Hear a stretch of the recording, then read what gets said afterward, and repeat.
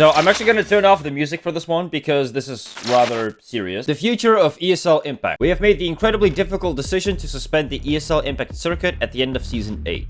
While ESL Impact has succeeded in its mission to raise the profile of women's Counter-Strike, despite significant investments, the current economic model is simply not sustainable. Our commitment to creating a diverse and inclusive esports ecosystem remains a core value for EFG, and we will continue to support the community. With this upcoming season being the last of the current ESL Impact iteration, we want to thank all the players, teams, and fans for your dedication and everything ESL Impact has accomplished. This just sounds like it was generated by fucking ChatGPT, I'm not gonna lie. This just sounds like so much mumbo jumbo. Thank you for your ongoing support, and we look forward to seeing many of you in Stockholm for the ESL Impact Season 8 finals in November at DreamHack. I like how the fucking top comment is, you're getting billions from Saudi and selling 1,000 tickets. The fuck you mean money is the issue? And the funniest thing is he actually ratioed ESL. That is crazy. Supernova comments right now. Change team. Oh no. Let's get started on this. So a lot of like public figures within Counter-Strike have spoken up about this, so I'm just gonna read a few of these. First one I found was by Bubsky. As this is a sensitive subject, I wanted to highlight that ESL Impact was a great initiative, and from the outside it looked like ESL tried to do a lot of things before shutting down. He then goes over the like average amount of viewers that the different seasons had. Running a global league has massive fixed costs: flights, venues, prize pool, casters, freelancers, food. It becomes difficult to cut costs and continue. You also have to keep in mind that ESL wants to have some bare minimum standards, as they cannot be associated with heavily under-budgeted events. So basically what you're saying is they have a reputation to uphold, and keeping Impact going would damage their reputation. Indirectly, that's what he's saying. ESL should still be congratulated for trying to set a new standard for women's CS and being one of the new TOs daring to do these events. Lastly, I'm sad to see a lot of talented people losing their job associated to this. I hope everybody lands a new place. Let's just say this is definitely one of the more tame takes that we're going to be reading through today, because the next one was never about elevating women, was a cynical business move to fit woke politics and get DEI sponsor dollars. Now it doesn't work for them, the Saudis get rid of it. Shame on anyone bemoaning this if you didn't watch it. And this is something that I do want to get into today, is a lot of people are blaming the shutdown of Impact on the fact that in one of the more recent seasons, I can't entirely remember which one it was, I think it might have been Season 7? Yeah, it was Season 7 in the finals. This team sparks a lot of heat. Supernova comments. Now, don't pay any attention to these other teams. They're not important right now. We are looking specifically at Supernova comments. The reason we're looking at them is this is their lineup: Empathy, STX, Serendipity, Fox, and Raven. Now, from what I personally know, and I don't know everything about this team because I don't watch them, what I do know is at least 2 of these players, meaning Empathy and Fox, are transgender, and I think there's more. I think Serendipity is also trans, I believe, and I think STX as well, or Raven. Someone said that there's 4 trans people on this team. So a lot of people have been giving this team a lot of shit because they got to the grand final of Season 7 while having several transgender players on their team, and people have been basically saying that, you know, because it's technically male chromosomes, male genes, whatever the fuck, that it's an unfair advantage. That's like one of the main complaints that people have had with Supernova comments. I myself don't really know what to think about this because, completely honest, I just kind of don't watch it enough.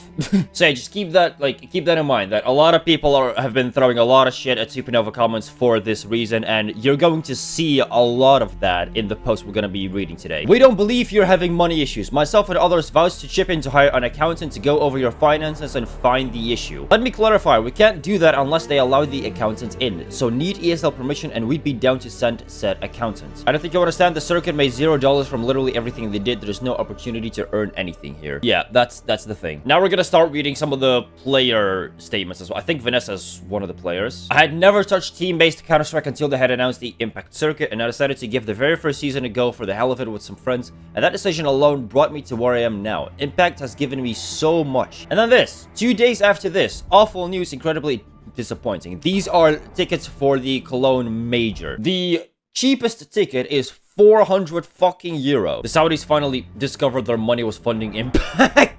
Then yeah, just more people like reaching out, basically work together to like keep Impact going, or not like keep it going, but like make a new tournament happen for females. Did Piotr Sus just cancel Impact? One day after blocking me, ESL to suspect Impact circuits. What the fuck? See you in the kitchen.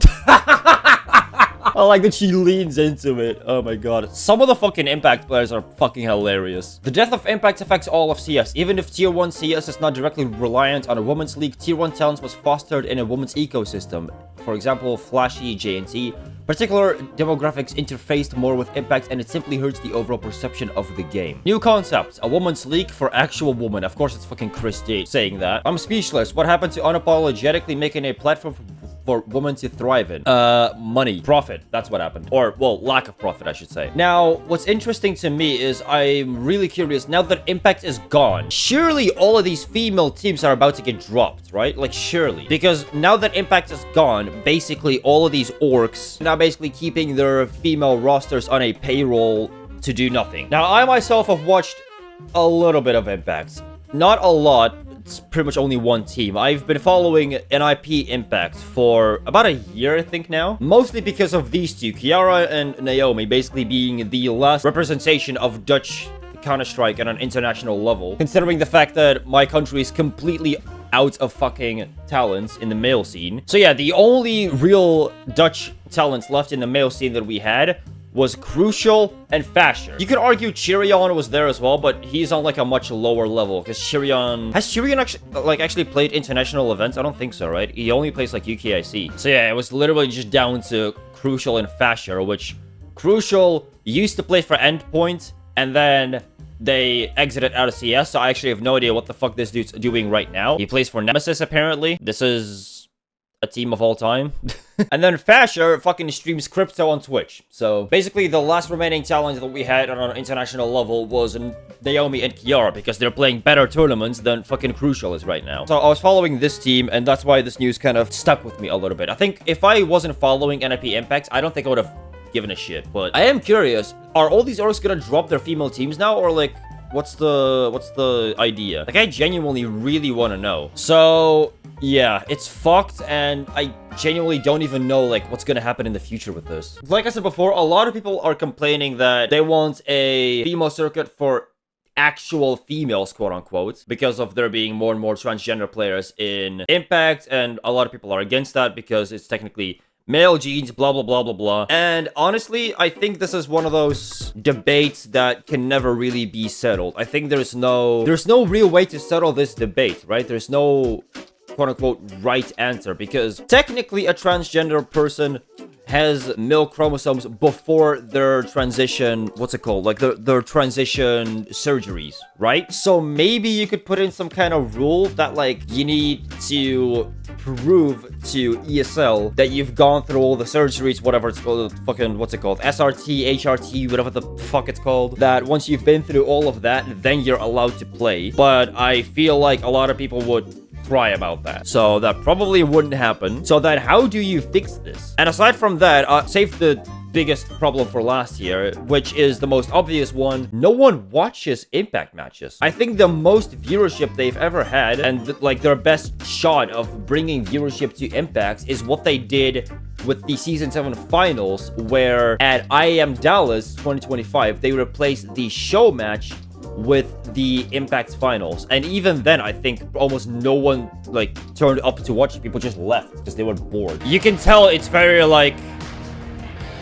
there's no emotion. That's the best way I can describe it. It kind of feels like back when ESL Challenger used to do like LAN finals. This is kind of what that feels like. It's like pretty much the only people that really turn up to watch is like the 5 fans that the circuit actually has, and then just all the families of the players. That's probably like everyone that's here. Except in this case, it's just like some people were that fucking lazy. They didn't want to get like up out of their chairs, so they just kind of stayed. But to make my point, I think this is probably the best shot that Impact had at being profitable, is their grand finals being part of actual ESL events, like replacing show matches with this, because it is more entertaining. I do think so. I don't care if it's women's CS. I would prefer actual, like an actual CS match rather than a fucking show match with goofy ass like power-ups or whatever the fuck they do, like some weird like side thing, because a lot of show matches, like especially nowadays, are just really boring and just not fun to watch. And I guess a lot of events want to keep their third place decider match, which is fair, and that's why